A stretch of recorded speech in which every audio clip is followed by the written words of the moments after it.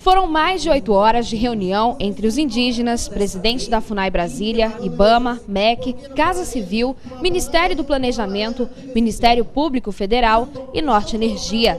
Eles cobram o cumprimento do Plano Básico Ambiental, PBA. São mais de 200 lideranças indígenas que vieram de longe para participarem da reunião, que foi demorada e em alguns momentos tensa. Os guerreiros deixaram seu recado. Eles querem o cumprimento das condicionantes das mais de 35 aldeias atingidas por Belo Monte.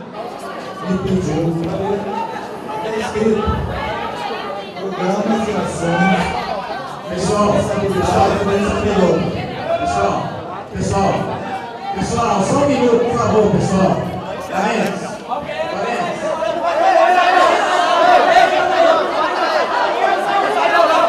Isso é uma provocação, gente. Ele está provocando uma situação para que a gente perca o controle. A reunião aconteceu no Centro de Convenções de Altamira. Os índios estavam armados com bordunas, arcos e flechas e pintados para guerrear. Os índios pediram a reunião com a presidente da FUNAI e demais órgãos como exigência para desocupar o prédio da Norte Energia invadido no último dia 3. Eles querem que a FUNAI cobre da Norte Energia, empresa responsável pelas obras da usina hidrelétrica de Belo Monte, o cumprimento do Plano Básico Ambiental, PBA, que inclui a construção de escolas, postos de saúde e melhoria nas estradas que dão acesso para as aldeias da região. O nosso repúdio é que se faça também valer também as ações que estão previstas no PBA, né?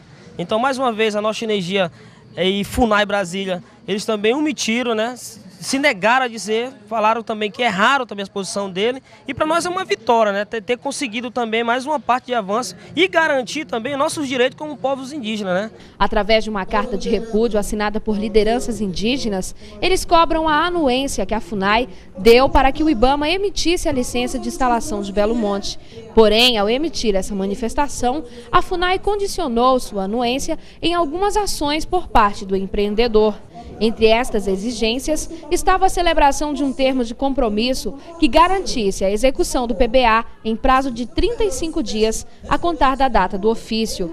Dia 12 de maio completará 3 anos e a exigência ainda não foi cumprida. O nosso papel no processo de licenciamento é um papel de interveniente, né? A gente faz uma manifestação avaliando tanto os estudos que foram feitos, né, o EIA, quanto a proposta de PBA, e quem efetivamente emite a licença para o prosseguimento do processo é o IBAMA. Então, o que a gente pode fazer, eventualmente como interveniente, já temos feito, é apontar no processo como é que está o andamento, enfim, dos compromissos assumidos, do andamento do PBA, apontando e submetendo isso à apreciação do IBAMA, que é efetivamente o órgão licenciador. Agora, a responsabilidade por apontar como é que está andando de fato a questão indígena é da FUNAI e nós temos procurado cumprir esse papel. O superintendente estadual do IBAMA garantiu que o órgão tem acompanhado todo o processo de licenciamento.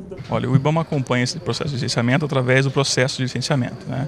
Então, após a emitida da licença, a Norte Energia faz a entrega dos relatórios semestrais, são analisados e ela é notificada a cumprir o que não está cumprindo.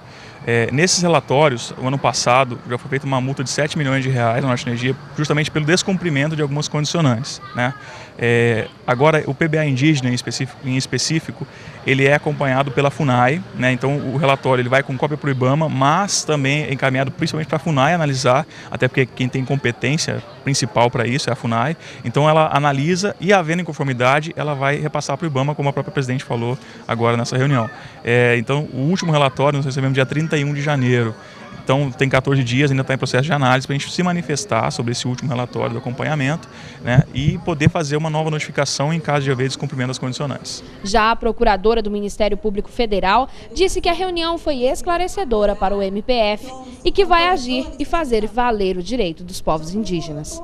Quando o governo federal se propõe a instalar um empreendimento dessa magnitude numa região tão carente de políticas públicas, numa região com terras indígenas, né, e com povos indígenas de recente contato, né, aqui nós temos povos indígenas que foram contactados em 1990, né, houve um compromisso do governo com uma série de ações, né, mitigatórias, indispensáveis para que esse empreendimento se instalasse.